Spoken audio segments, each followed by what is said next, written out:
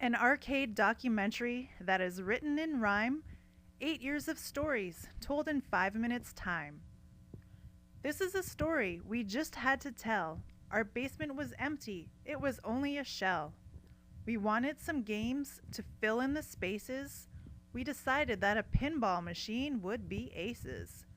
The search was on for a game in our price range, neither one knowing our life was going to change.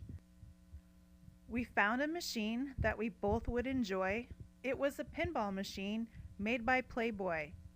The delivery man smiled and said with a grin, "There are more games on eBay you'll be bidding on to win." We played it for hours and days on end. The delivery man was right, it needed a friend.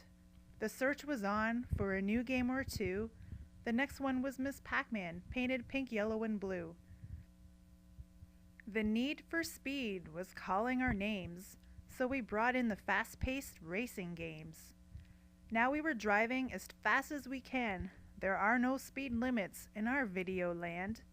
And then came the baseball game from '72.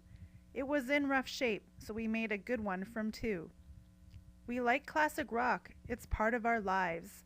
Next came the jukebox that plays 45s. Friends and family came from all different places. Playing our games put smiles on their faces. Our arcade had its own party that we called Mullet Fest. All of our friends say that it's one of the best.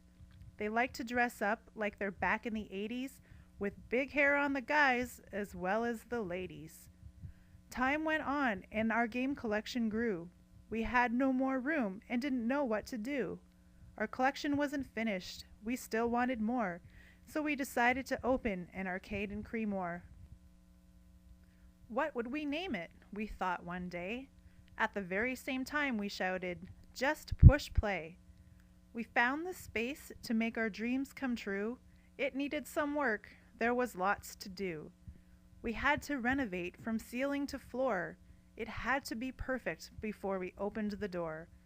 We looked high and low for pieces of flair. Every item has a story, just ask and we'll share.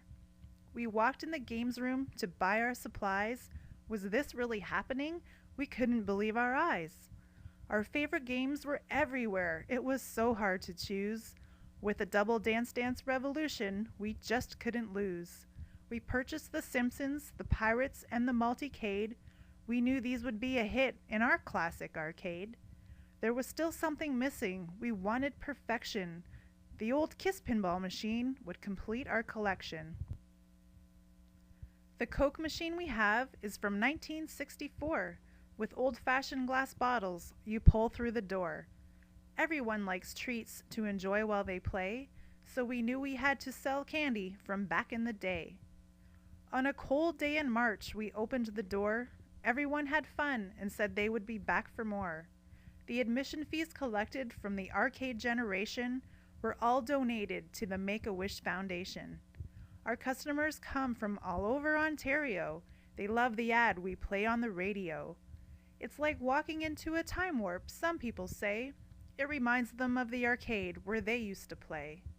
When people ask us for tokens or quarters to pay, we smile and tell them it's just one price to play. A toonie, a $5 or $10 bill is all you need to get your high score thrill. In the VIP room, many parties have been had, making life easier for all moms and dads. Sports teams and business tycoons use this room too. The sky is the limit, there's nothing we can't do. So now you know the story of how the arcade came to be. It's a true story, not a fairy tale, you see. Thousands of people have come into play. We hope to see you and your friends one day.